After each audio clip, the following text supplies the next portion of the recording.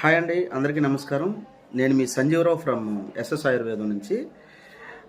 ఇప్పుడు మనం మాట్లాడుకోబోయే కేసు ఏంటంటే, పాపం ఒక అమ్మాయి వయసు 18 ఏళ్ళు. పాపం ఎక్కడో హైదరాబాద్ ఎక్కడికో ఏదో ఆఫీస్లో జాయిన్ అవ్వాలట. అయితే చానాల నుంచి స్కిన్ ఇన్ఫెక్షన్తో పాపం బాధపడుతూ ఉంది. చానాల నుంచి ఆల్మోస్ట్ ఒక 4-5 మంత్స్ నుంచి వాళ్ళ బ్రదర్ ఎక్కడో హాస్టల్లో ఉంటాడట. పాపం తన వల్ల అక్కడ నుంచి ఇంటికి రావడంతో తినకూడ వచ్చేసింది.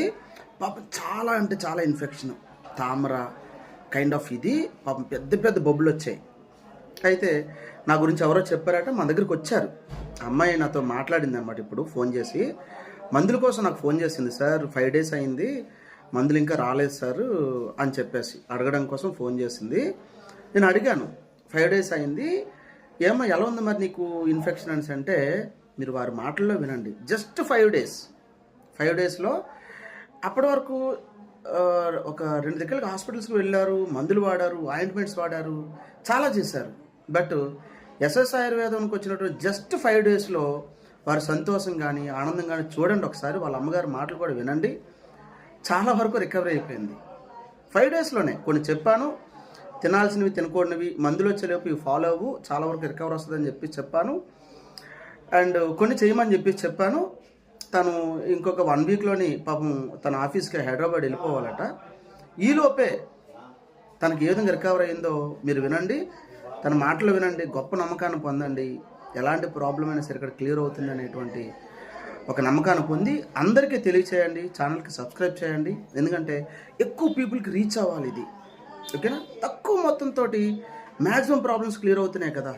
సో మన వంతుగా మనం ఏం చేయాలంటే అందరికీ తెలియచేయాలి. వినండి. జై ఎస్ఎస్ ఆయుర్వేదం. ఉంటానే. నమస్తే. నమస్తే అండి. ఎవరు? రత్నశ్రీ. రత్నశ్రీ ఎక్కడి నుంచి అమ్మా? నర్సీపట్నమా? మొన్న వచ్చాక చెప్పమ్మా. అదే ఫోన్ చేశారు కంపెనీ వాళ్ళు, అంటే మందులు ఇంకా రాలేదని ఫోన్ చేశాం.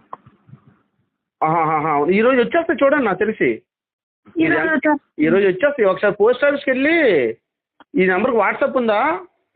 ఉందండి. వాట్సాప్ ఉంటే ఈ నెంబర్కి నేను ఒక రిసిప్ట్ పెడతాను మీది. పోస్ట్ ఆఫీస్కి వెళ్ళి ఒకసారి, సార్ నాకు ఇలాగా మా పార్సల్ రావాలని చెప్పేసి అడుగు. ఓకేనా? ఎలా ఉంది మీకు?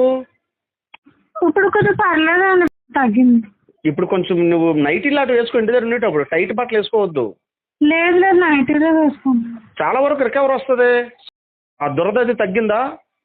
తగ్గింది. ఎప్పుడు దురద వేసినా సరే గోగడలు అయితే చేయకూడదు. బాగుంది కదా ఇప్పుడు? బాగుంది. ఏం కదా, తగ్గిపోద్ది. ఓకేనా? ఎస్ఎస్ ఆయుర్వేదం గురించి అందరికీ తెలియజేయాలా ఏంటి? అదే పక్కన కండక్టర్ గారు ఉన్నారు కదండి. ఏమ్మా? అదే పక్కనే మా కండక్టర్ గారండి. చెప్పమ్మా. అదండి మా పిల్లి చెప్పగానే ఇంకా నువ్వు నాకు నిన్న చెప్పావు కదా, నాకు 4 డ్యూటీలు కదా, చోడవరం డ్యూటీ, నేను తీసుకెళ్ళిపోదు, నువ్వు నాకు చెప్పారు కదండి. అప్పుడు దెబ్బలాడితే అప్పటికప్పుడే వచ్చారన్నమాట. ఏం కాదు, తగ్గిపోద్ది. ఓకేనా? అలాగే సార్, చాలా రికవరీ వచ్చిందండి. ఓకేనా?